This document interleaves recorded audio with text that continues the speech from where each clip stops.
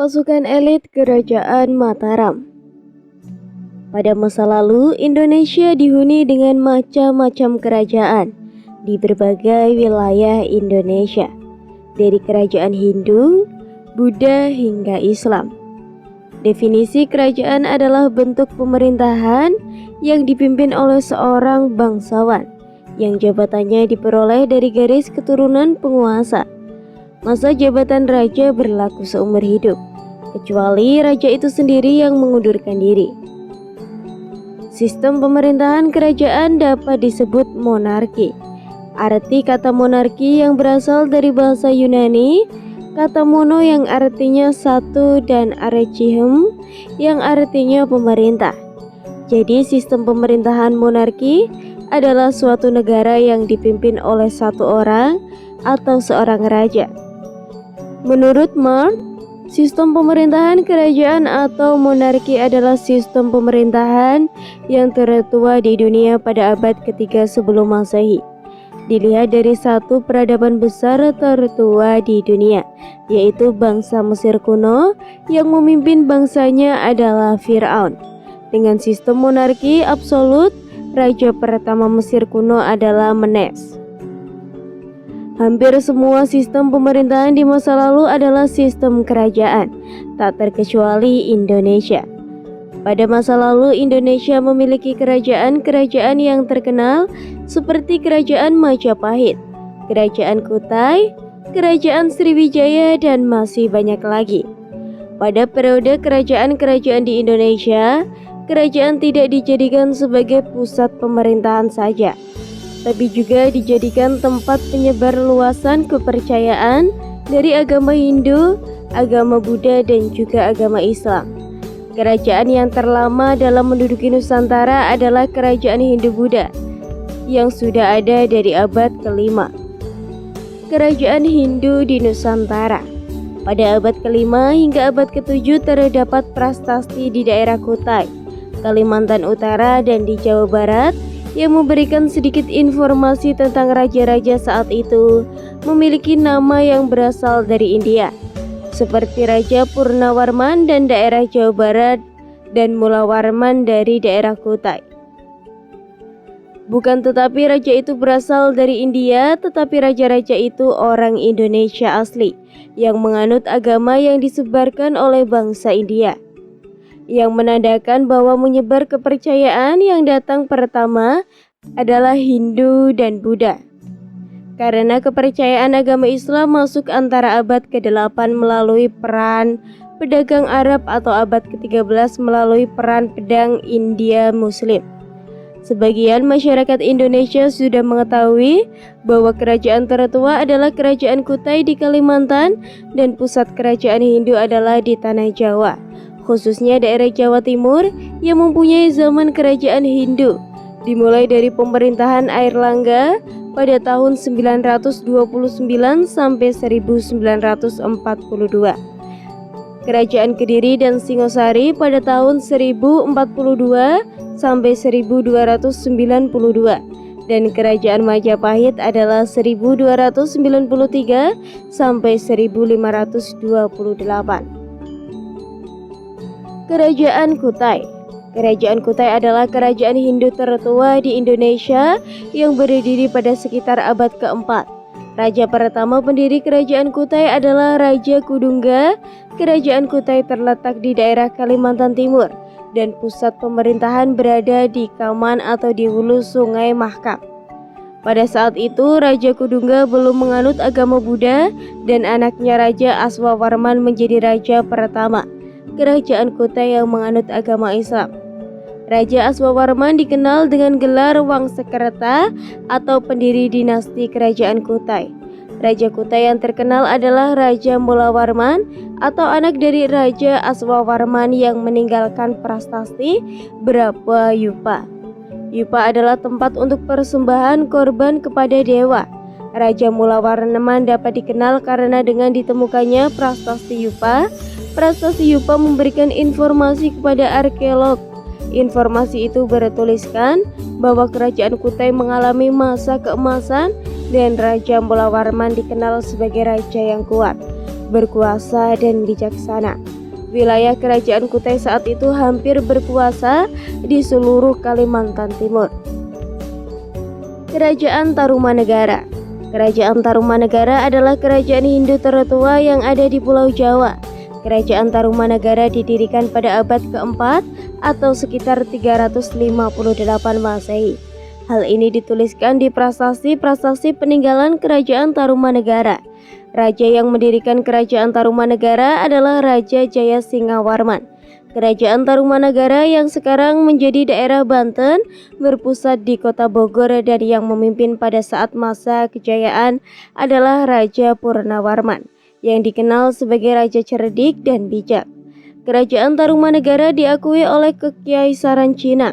Hal ini didasari oleh orang-orang Cina yang mengatakan bahwa kerajaan Tarumanegara beberapa kali memutuskan ajudan ke negara Cina pada dinasti Sui dan dinasti Tang.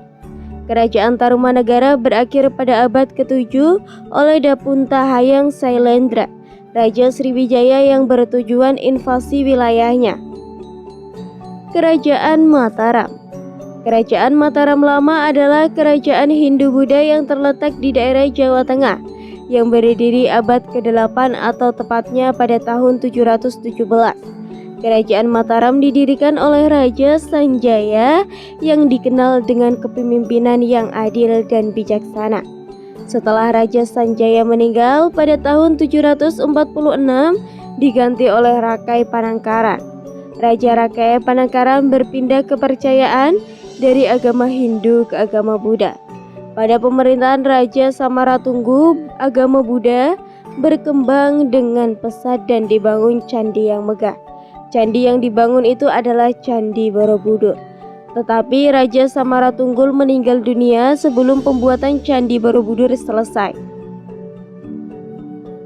Pada masa kejayaannya, kerajaan Mataram Lama dipimpin oleh Raja Balitung. Raja Balitung dikenal menggantikan tahta kerajaan yang sedang berada dalam pepecahan akibat persaingan sesama bangsawan.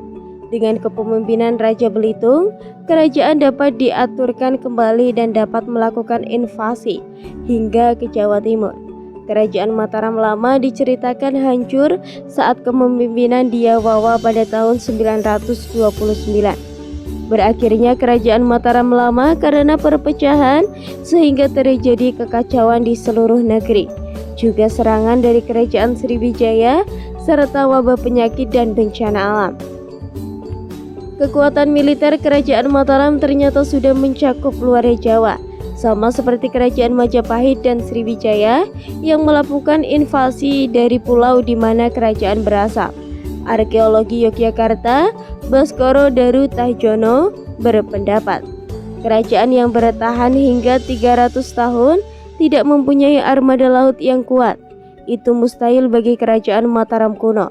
Hal ini diperkuat dengan serangan Jawa ke negeri Kamboja yang menguasai jalur perdagangan laut pada abad ke-7. Kerajaan Kediri. Kerajaan Kediri berdiri pada tahun 1042 Masehi. Yang terletak di kota Kediri, raja yang mendirikan kerajaan Kediri adalah Raja Sri Samarwijaya dan pusat pemerintahan di kota Daha. Raja yang terkenal adalah Raja Jayabaya yang memimpin pemerintahan pada tahun 1135 yang berhasil menyatukan kerajaan Jenggala dengan kerajaan Kediri.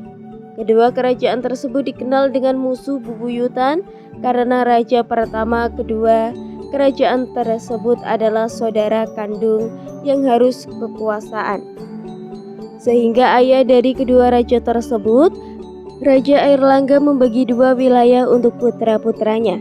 Raja terkenal kedua adalah Raja Kameswara yang memerintah pada tahun 1182 Masehi yang menggambarkan sastra. Saat pemerintahannya banyak sastra terkenal. Salah satunya seperti Semaradana karya Empu Darmaja. Kerajaan Kediri runtuh pada masa Kertajaya pada tahun 1222 Masehi. Pada masa pemerintahannya Raja Kertajaya mengalami perselisihan dengan penguasa di Tumampel yang bernama Ken Arok. Perselisihan ini berakhir dengan runtuhnya kerajaan Kediri dan Ken Arok mendirikan kerajaan Singasari atas wilayah yang direbutnya dari kerajaan Kediri. Kerajaan Singosari. Kerajaan Singosari berdiri pada tahun 1222 Masehi saat pasukan yang dipimpin oleh Ken Arok menyerang daerah Kediri. Kejayaan kerajaan Singasari pada saat kepemimpinan Raja Kertanegara. Raja Kertanegara mempunyai dua menantu, yaitu Raden Wijaya, putra dari Lembutal yang kelak menjadi raja pertama Majapahit, dan Aradaraja, putra dari Jayakatwang. Kerajaan Singasari yang dikuasai oleh Raja Kertanegara diserang oleh Jayakatwang sebagai pemberontak untuk menduduki posisi sebagai raja kerajaan Singasari.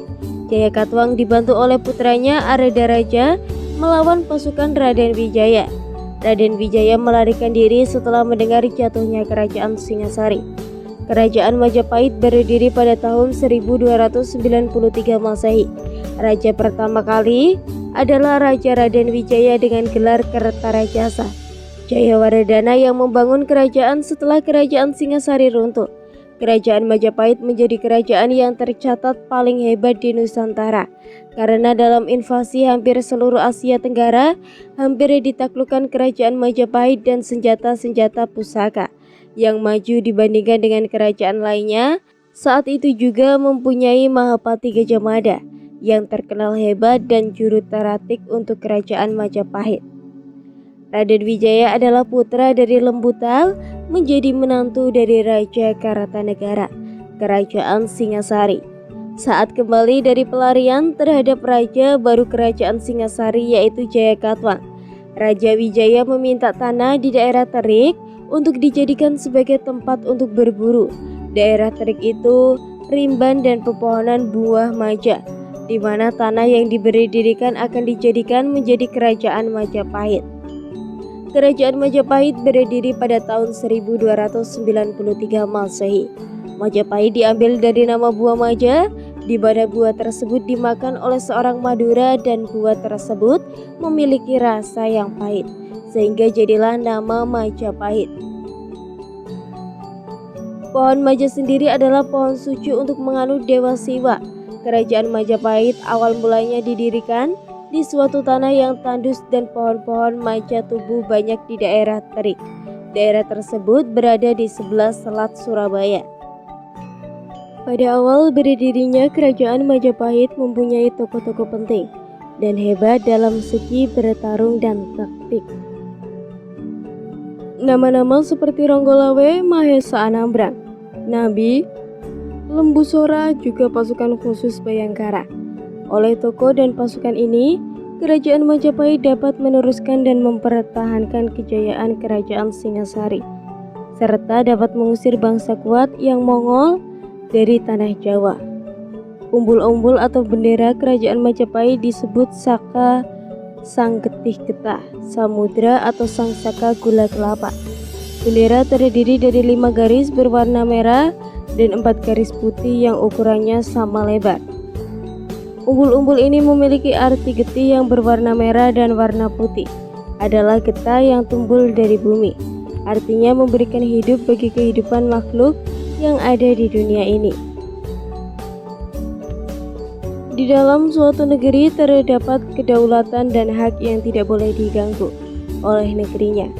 Dan untuk menciptakan suatu negeri yang aman dan tentram terhadap pasukan atau tentara yang menjadi kesatuan pertahanan di sebuah negeri.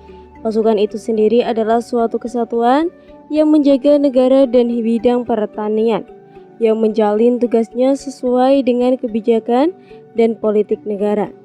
Dari zaman dahulu, tugas suatu pasukan atau tentara di suatu negeri adalah untuk mempertahankan kekuatan wilayah dan juga memperluas wilayahnya ketika zaman di mana belum bersatunya suatu kelompok dan kelompok lain.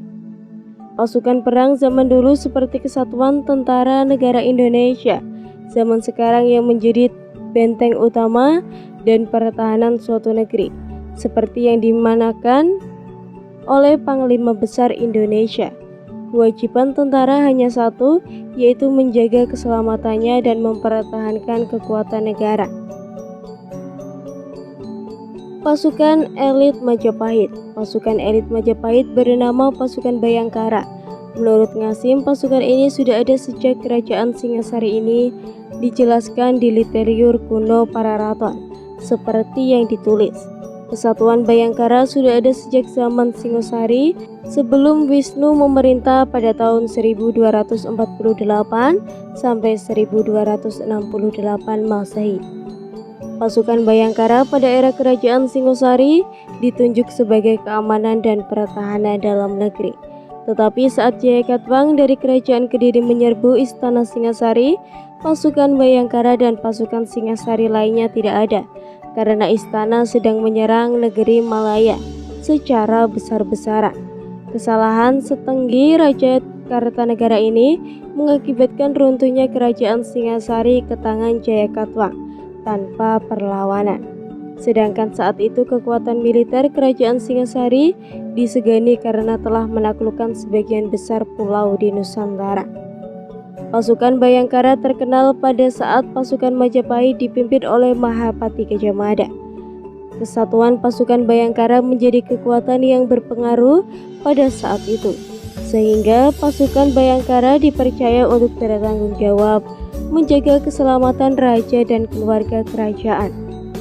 Perekrutan prajurit dan pasukan Bhayangkara sangat sulit karena kriterianya harus memiliki otak yang cerdas, tidak pernah berbuat dosa, tubuh yang tidak gemuk. Pasukan Bhayangkara tidak dibekali dengan pakaian perang yang khusus.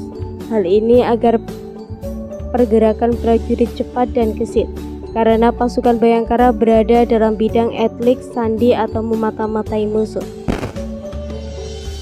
Menurut Rizal, kekuatan satu prajurit Bhayangkara sama dengan 40 prajurit biasa. Hal ini disadari oleh seleksi menjadi pasukan Bhayangkara yang tidak mudah karena harus menguasai berbagai ilmu dan tampil saat bertempur. Menurut Nurga, nama Bhayangkara adalah untuk pasukan pria, tetapi pada era kerajaan Majapahit terbentuk pasukan khusus wanita bernama Bhayangkari. Tugas Bhayangkari ini adalah untuk menjadi penyusup ke daerah lawan untuk mencari informasi. Kepemimpinan pasukan Majapahit. Dalam wawancara dijelaskan struktur pasukan Bhayangkara muncul di Pararaton masa Jaya Negara, yaitu Gajah Mada sebagai panglima pasukan Bhayangkara. Struktur pasukan Bhayangkara pada saat awal kerajaan Majapahit kemungkinan sama dengan periode Raja Jaya Negara, yang dimana pasukan Bhayangkara dipimpin oleh Mahapati dan dikepalai para tumanggung, seperti Empu Nala yang menjadi tumanggung angkatan laut pada kepemimpinan Hayam Wuruk. Berdasarkan masa awal berdirinya kerajaan Majapahit, terdapat tokoh-tokoh penting yang membantu Raja Raden Wijaya membentuk kerajaan Majapahit. Di bawah ini adalah tokoh-tokoh yang berpengaruh pada awal kerajaan Majapahit atau saat kepemimpinan Raden Wijaya. Pertama, Arya Wiraraja, kedua Ronggolawe, ketiga Mahesa Anambran, keempat Lembusora, dan kelima Nambi. Perlengkapan prajurit zaman Majapahit dapat diuraikan seperti yang di bawah. Yang pertama, kelat bahu, lalu kalung, ikat pinggang, celana atau kain, celana jarik, dan senjatanya adalah keris atau sundang, pedang larbango, busur dan anak panah, dan tombak. Cukup sekian cerita yang dapat saya sampaikan. Semoga bermanfaat bagi kalian semua. Mohon maaf apabila ada kesalahan kata atau ada kata-kata yang kurang tepat. Tetap dukung channel Babat Nusantara dengan cara like, komen, dan subscribe. Saya pamit. Rahayu, rahayu, rahayu.